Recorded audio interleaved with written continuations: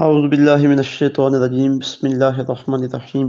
آج ہمارا سبق سورہ فاتحہ شریف کے متعلق 5 مسائل کے اوپر ہے۔ یہ وہ مسائل ہیں جن کا براہ راست تعلق سورہ فاتحہ کے ساتھ۔ ان میں سے 2 مسائل اعتقادی ہیں، یعنی ان کا تعلق ہمارے عقیدے کے ساتھ ہے، اور 3 مسائل عملی ہیں، ان کا تعلق عبادات میں ہمارے اعمال کے ساتھ۔ تو سب سے پہلے عقیدے کے مسئلے اور پھر اس کے بعد عمل کے مسائل کی طرف ہم آتے ہیں۔ سورہ فاتحہ شریف میں آیت نمبر 4 میں فرمایا گیا ایاک نعبد و ایاک نستعین۔ اس آیت میں در حقیقت ہم اللہ تعالیٰ کے ساتھ جو اپنا تعلق ہے اس کا اظہار کرتے ہیں، اور وہ اس طرح کہ ہم عرض کرتے ہیں ایاک نعبد، اے اللہ ہم تیری ہی عبادت کرتے ہیں، و ایاک نستعین، اور تجھ سے ہی مدد چاہتے ہیں۔ اب پہلی بات یہ کہ عبادت کسے کہتے ہیں اور کوئی عمل عبادت کس وقت بنتا ہے۔ لغت عرب میں عبادت کا معنی ہے اقصی غایت الخضوع والتذلل،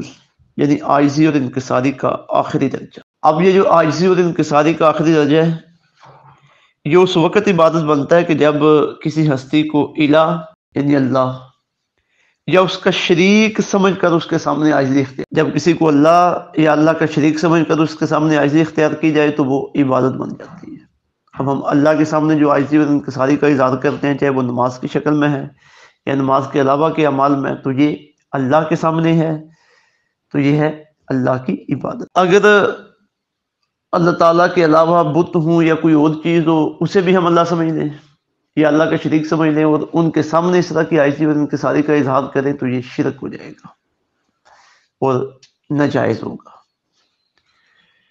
باقی اگر اسی طرح عاجزی اور انکساری کا اظہار ہم کسی ہستی کے سامنے کریں جسے ہم خدا نہ سمجھتے ہوں، نہ خدا کا شریک سمجھتے ہوں، تو پھر وہ عبادت نہیں ہوگا، وہ تعظیم ہوگا، تکریم ہوگا، اور یہ تعظیم اور تکریم نیک لوگوں کی، بڑی ہستیوں کی، یہ ہماری شریعت میں جائز ہے۔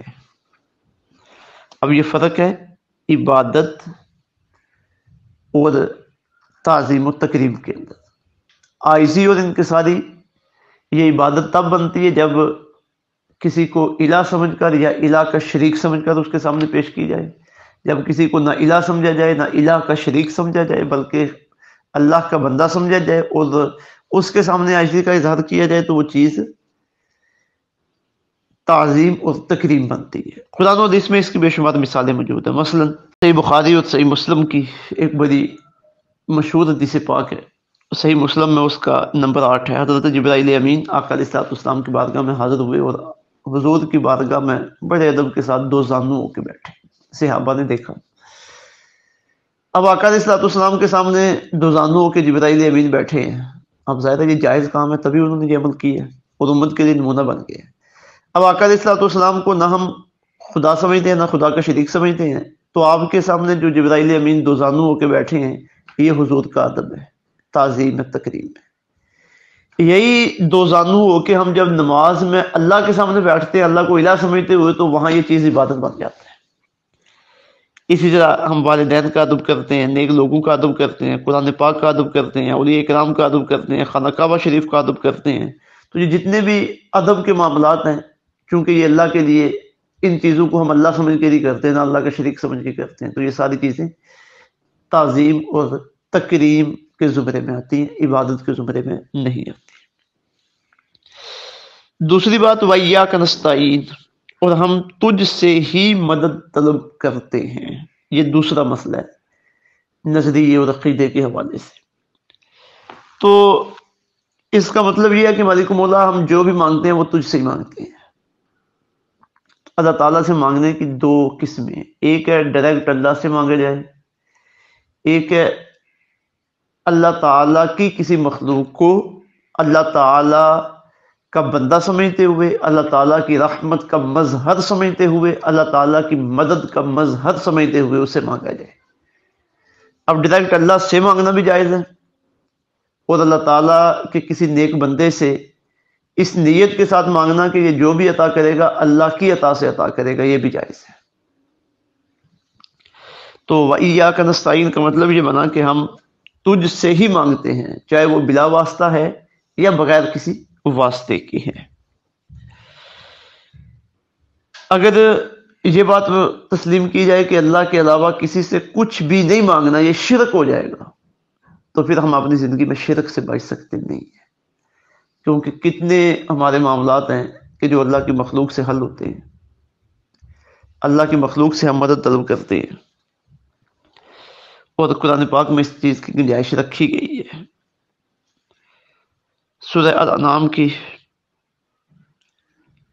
میں ارشاد باری تعالیٰ ہے، بلکہ سورہ المائدہ کی آیت نمبر 55 میں اللہ تعالیٰ فرماتے ہیں انما ولیکم اللہ ورسولہ والذین آمنوا، بے شک تمہارے دوست اللہ ہے، اللہ کا رسول ہے اور اہل ایمان ہے۔ اور ولی کا مطلب ایک مددگار بھی ہے، اور یہاں اکثر مفسرین نے اس کا مطلب مددگار کی ہے، تو مطلب کیا بنا؟ تمہارا مددگار اللہ، اللہ کا رسول اور اہل ایمان ہے۔ اور سورہ البقرہ کی آیت نمبر 44 میں اللہ تعالیٰ خود ارشاد فرماتے ہیں استعینوا بالصبر والصلاۃ، مدد طلب کرو نماز سے اور صبر سے۔ تو یہ مدد کے حوالے سے جو اصول سامنے آیا وہ یہ ہے کہ ہمارا جو عقیدہ ایاک نستعین میں وہ یہ ہے کہ مالک مولا ہم تجھی سے مدد طلب کرتے ہیں، اور وہ مدد براہ راست ہے اور بغیر وسیلے کے ساتھ بھی ہے، براہ راست بھی ہے اور وسیلے کے ساتھ بھی ہے۔ تو جب ہم وسیلے کے ساتھ مانگتے ہیں تو تب بھی اللہ سے ہی مانگتے ہیں۔ جس نیک بندے سے ہم کوئی وہ دنیا میں موجود ہے یا دنیا سے چلا گیا ہے اس کی خدمت میں عرض کر رہے ہوتے ہیں، تو یہی مقصد ہوتا ہے کہ اللہ تعالیٰ نے جو آپ کو طاقت عطا فرمائے، یہ اللہ تعالیٰ سے ہمارے بارے میں گزارش کریں کہ اللہ تعالیٰ ہمیں یہ عطا فرمائے۔ اب جہاں تک معاملہ ہے کافروں کا اور مشرکین کا، وہ بتوں سے مانگیں تو مشرک ہو جائیں، ہم اللہ کے بندوں سے مانگیں تو ہم اہل ایمان رہیں۔ تو اس میں فرق یہ ہے کہ وہ جو بتوں سے مانگتے ہیں تو وہ بتوں کو اللہ کا شریک سمجھ کے مانگتے ہیں، ہم جو اللہ کے نیک بندوں سے مانگتے ہیں انہیں اللہ کا شریک سمجھ کے نہیں مانگتے بلکہ اللہ کا محبوب سمجھ کے مانگتے ہیں کہ اللہ انہیں عطا فرمائے گا، یہ بھی اللہ کے محتاج ہیں، اللہ کی عطا کے بغیر یہ کسی کو کچھ عطا کر سکتے نہیں ہیں۔ تو یہ فرق ہے اللہ کے بندوں سے ہمارا مانگنا اور مشرکین کا اپنے بتوں سے مانگنا۔ آج یہ دو مسائل پہ بات ہو سکی ہے انشاءاللہ، باقی جو 3 مسائل اعمال کے متعلق ہیں ان کے اوپر کل ہماری بات ہوگی، پھر آگے انشاءاللہ سورہ فاتحہ شریف کا ترجمہ تفسیر آئے گی اور یہ باتیں ساری کھل کے آپ کے سامنے واضح ہو چکی ہوں گی۔ اللہ تعالیٰ سمجھ کے اور عمل کی توفیق عطا فرمائے۔ السلام علیکم ورحمۃ اللہ وبرکاتہ۔